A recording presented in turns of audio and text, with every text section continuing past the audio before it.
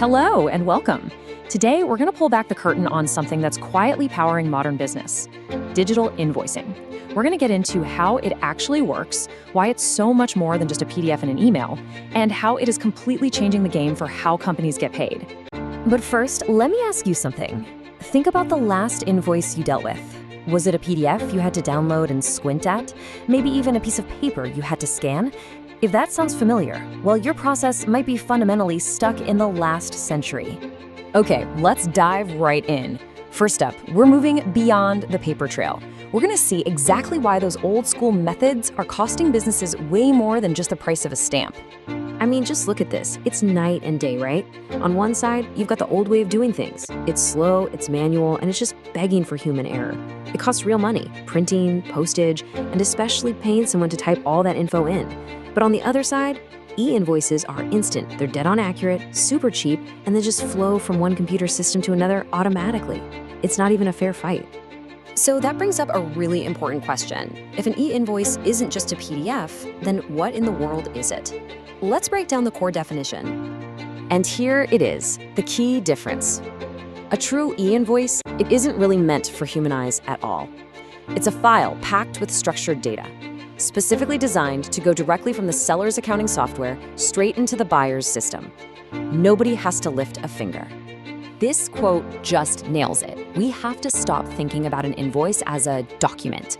The real power, the absolute magic of it all, is the perfectly organized, machine-readable data that's living inside that file.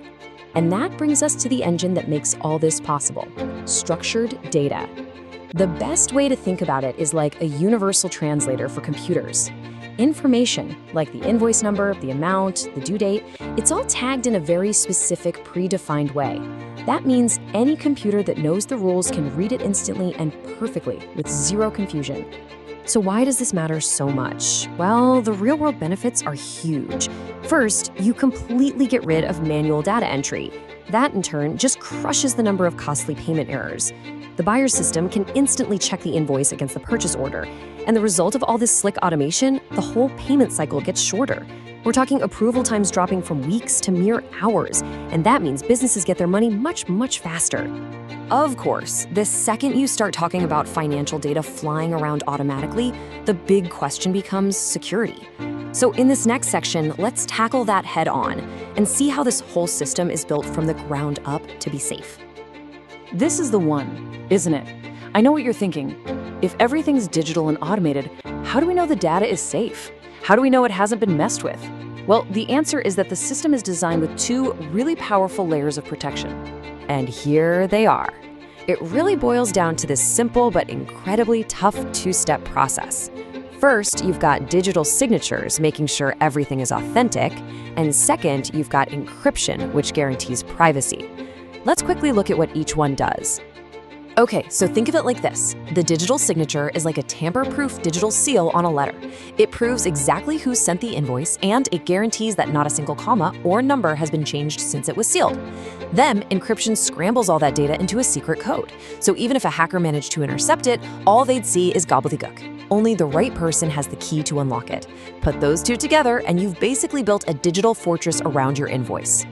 So now we have a system that's efficient and secure. But for this whole thing to work on a global scale, between a company in Japan and another one in Germany, there's one last absolutely crucial piece of the puzzle. We need a global standard. And really, it's that simple. For one company's computer to seamlessly pass information to another's, they have to be speaking the same language. If they aren't, you just have digital noise. It would be total chaos. And listen, this isn't some new, untested idea. This is a mature, global system that's already in place. You've got major standards like PEPL, which started in Europe and is now spreading all over the world to places like Japan and Australia. You've got UBL, which stands for Universal Business Language. These frameworks are the agreed-upon rules of the road that allow a tiny business in one country to do business flawlessly with a massive corporation on the other side of the planet. And that's really the key takeaway here. These standards are what turn e-invoicing from a cool idea into a practical global reality. They create a level playing field where every single business, no matter how big or small, can transact using the exact same universal financial language. So let's just end with this thought. Your business uses 21st century tools for pretty much everything: marketing, sales, operations.